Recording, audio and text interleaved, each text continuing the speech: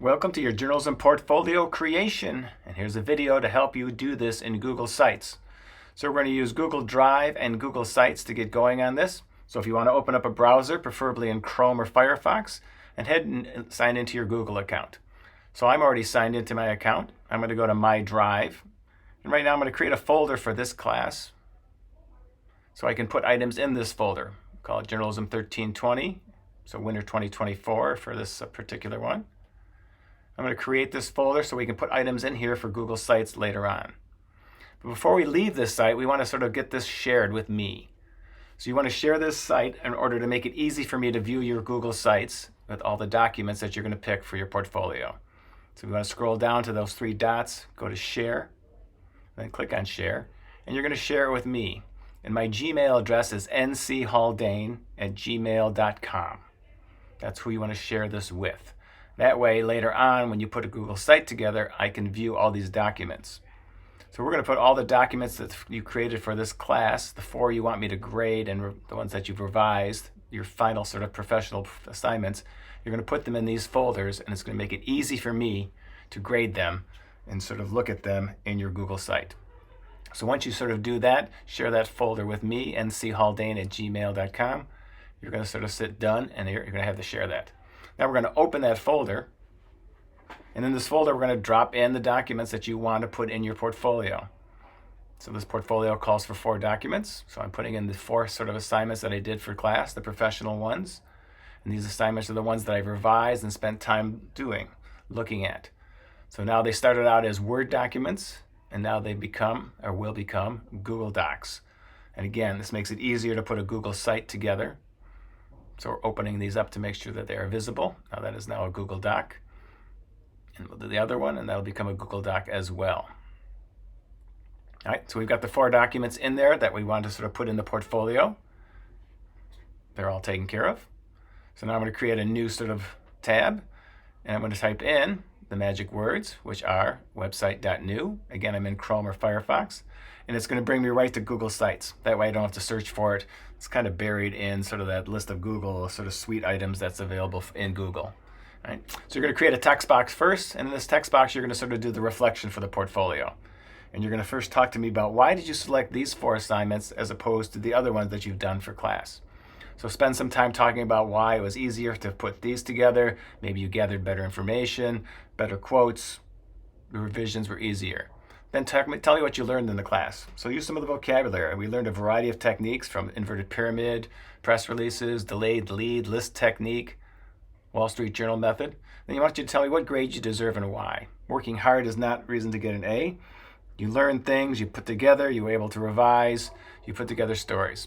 So change your site name to something that's appropriate for the site. This is what it'll sort of look like when you put it online.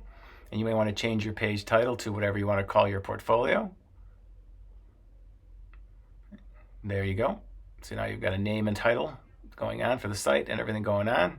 You've got the text box that explains what's happening. And probably the easiest thing to do is sort of just drag and drop or sort of put these items in your folder in your Google Sites. You can do a number of different things. You can bring in some content blocks. I'm just going to bring in things from the drive. So if I just click twice on that, it opens that up. I can click twice on that. It gives me the second one. You notice I can see them now. And there we go. So I've got the 4 items on there that are all set. So I may want to explain what these are. So maybe we want to sort of put some kind of explanation. So I created a text box. I'm going to call this Exhibit 1. And maybe this is the delayed lead story. So I really liked how I did that one. So I'm putting that together, and I decided to include that in my portfolio because I liked how I did a roundup lead or an anecdotal lead. Create another text box. I move it to underneath the second one. Maybe this is Exhibit 2, and this is something that maybe this is the profile. I think I like the profile. Found a good person to talk to. All right, another text box. Put that on there. This is Exhibit 3. And Exhibit 3 is the press release. So I liked how that sort of all came together. It was pretty easy to put that in story form using some boilerplate and headline and all those kind of things. And then the 4th one then is Exhibit 4. And maybe this is the list technique.